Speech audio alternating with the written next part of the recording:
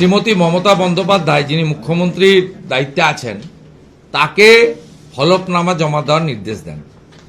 এরা সুকৌশলে হলফনামাটা গতকাল লেট ইভিনিং, কার্যত রাত্রিবেলা দেয়, এবং হলফনামাটা পড়ার পরে ভারত সরকার এবং ইডির পক্ষ থেকে পাল্টা রিপ্লাই দেওয়া আইনগত প্রথার মধ্যে পড়ে। নইলে হিয়ারিং শুরুও হতে পারবে না, হিয়ারিং কনক্লুডও হতে পারবে না। এদের বিষয় হচ্ছে মুখ্যমন্ত্রী নিজে ফেঁসে গেছেন, তার সঙ্গে থাকা নন্দিনী চক্রবর্তী, রাজীব কুমার, মনোজ বার্মারা ফেঁসে গেছেন।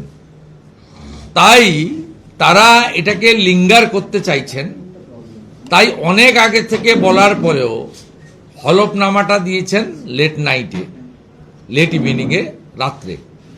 তাই স্বাভাবিকভাবে ভারত সরকারের পক্ষে এবং ইডির পক্ষে যারা ছিলেন সিনিয়র ব্যারিস্টার বা লয়ার, তারা এর উত্তর দেওয়ার জন্য কয়েকদিন টাইম চেয়েছেন। যথাযথভাবে আইনি প্রক্রিয়া পদ্ধতি মেনে সর্বোচ্চ আদালত 1 সপ্তাহ টাইম দিয়ে 10 তারিখ মঙ্গলবার 2টোর সময় এই মামলা শোনার জন্য রেখেছেন।